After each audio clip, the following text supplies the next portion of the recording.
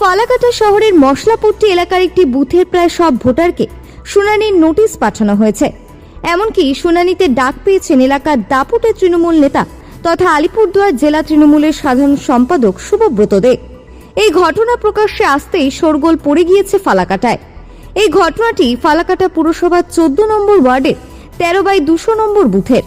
জানা গিয়েছে ওই বুথে ভোটার 509 জন, তার মধ্যে এসআইআর এর শুনানিতেই ডাক পেয়েছেন 478 জন।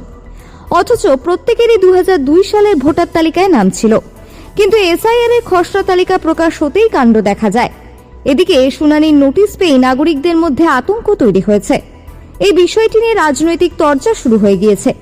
বিষয়টি নিয়ে তৃণমূলের জেলা সাধারণ সম্পাদক শুভব্রত দে বলেন, বিজেপি ও সিপিএম এর চক্রান্ত করেই ঘটনা ঘটিয়েছে।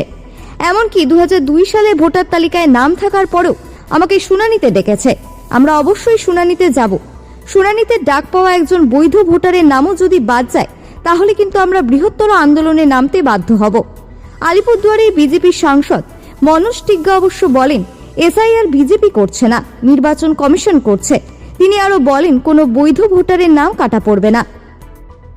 ফালাকাটা বিধানসভা ক্ষেত্রের 13/200 নং বুথ, ফালাকাটা পৌরসভার 14 নং ওয়ার্ডে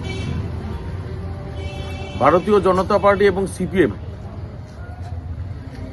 আমাদের একটা সন্দেহ ছিল। আমাদের প্রিয় নেতা অভিষেক বন্দ্যোপাধ্যায় সন্দেহ করেছিলেন এবং নেত্রী মমতা বন্দ্যোপাধ্যায় বলেছিলেন যে বাংলার মানুষকে হেয় করবার জন্য, বাংলার মানুষকে বৈধ ভোটার কাটার একটা চক্রান্ত এবং বাংলার সিংহাসন দখল করবার জন্য এই এসআইআর। তার প্রমাণ হয়েছে। আমার নিজের বুথ 14 নম্বর ওয়ার্ডের আমি বাসিন্দা। 14 নম্বর ওয়ার্ডে মোট ভোটার 509 জন। 14 নম্বর ওয়ার্ডের 200 নং বুথে মোট ভোটার 509। 478 জনে হিয়ারিং দিয়েছে। 478 জনের নাম কেটে দিয়েছে নির্বাচন কমিশন বিএলও এর মাধ্যমে। বলতে বাধ্য হচ্ছি, বিএলএর স্বামী সুজিত পাল এক সময়ের সিপিএম আমলে দাপটে সিপিএম নেতা দক্ষিণ ফালাকাটার। বর্তমানে তার স্ত্রী বিএলও বাসন্তী পাল এসএসকে টিচার সিপিএম সংগঠন করেন। এই বুথটা আমার নিজের বুথ। গত লোকসভা নির্বাচনেও আমি এখান থেকে বিজেপিকে পরাজিত করেছিলাম, বিজেপিকে হারিয়েছিলাম। এই বুথে আমি ব্যাপক লিড পেয়েছি। এই বুথ তৃণমূল কংগ্রেস, প্রথমে কংগ্রেস থেকে তৃণমূল কংগ্রেস, আজ অব্দি সিপিএম অথবা বিজেপি ধারে কাছে আসতে পারেনি। এটাই তাদের ঈর্ষা, এটাই তাদের হিংসা যে এই বুথ থেকে তৃণমূল কংগ্রেসকে হারাতে হবে। একটা চক্রান্ত করে সিপিএম এবং বিজেপি, তারা দুজনে মিলে চক্রান্ত করে বাংলার সিংহাসনটা দখল করার জন্য যে এসআইআর, তার প্রমাণ এই 200 নং বুথে হয়েছে। 478, 509 এর মধ্যে 478 জনের হিয়ারিং দিয়েছে। তার মধ্যে 56 জন বিভিন্ন কাজে কর্মসূত্রে ভিন রাজ্যে থাকেন।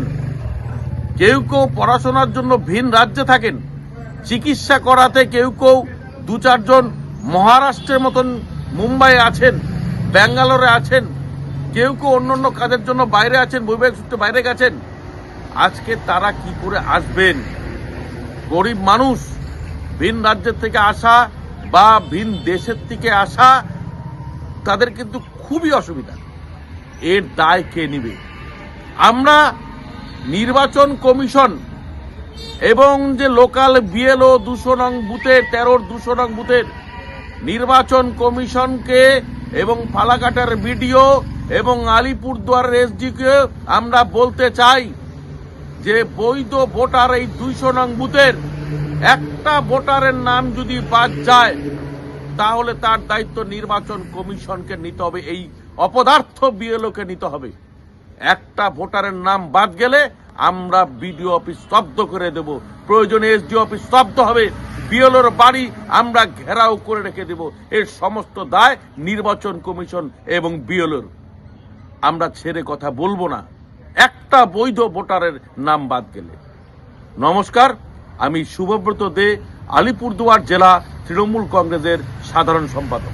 এখন হিয়ারিং এ তো বিজেপি ডাকছে না। হিয়ারিংয়ে তো আমরা ডাকছি না। আর ইলেকশন কমিশন অফ ইন্ডিয়া এটা একটা সাংবিধানিক সংস্থা, একটা অটোনোমাস বডি, সাংবিধানিক সংস্থা।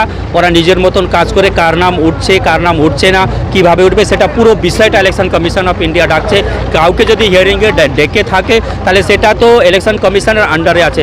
100 জনকে ডেকেছে নাকি 200 জনকে ডেকেছে নাকি সম্পূর্ণ বুথটাকে ডেকেছে, তাদেরকে ডাকার প্রয়োজন মনে করেছে যে তাদেরকে ডেকেছে। এখানে কি আছে, আমি যাব, আমার যেটা যাবতীয় কাগজপত্র আছে শো করবো, এখানে চলে আসবো। কিন্তু আমি আবারও বলতে চাই যারা বৈধ ভোটার আছে তাদের নাম কাটা পড়বে না। তৃণমূল বলছি ইচ্ছাকৃতভাবে বিজেপি না না, কাউকে আমি বললাম election commission, BJP election commission of India নাকি তারা রাজনীতি করছে। তারা বারবার বলছে যে আমরা এসআইআর করতে দেবো না, এসআইআর হবে না, করতে দিচ্ছি না। কিন্তু যারা বলছে যে এসআইআর হবে না, করতে দেবে না, তারাই কিন্তু এসআইআর ফর্ম ফিল আপ করছে। তার মানে মানুষকে তারা মিসগাইড করার চেষ্টা করেছে, বিভ্রান্ত করার চেষ্টা করেছে। কারণ নামে যদি ভোটার লিস্টে না হচ্ছে, তার জন্য যদি কেউ দায়ী হয়ে থাকবে তাহলে টিএমসি দায়ী হয়ে থাকবে, মমতা ব্যানার্জি দায়ী হয়ে থাকবে, অভিষেক ব্যানার্জি দায়ী হয়ে থাকবে। আমার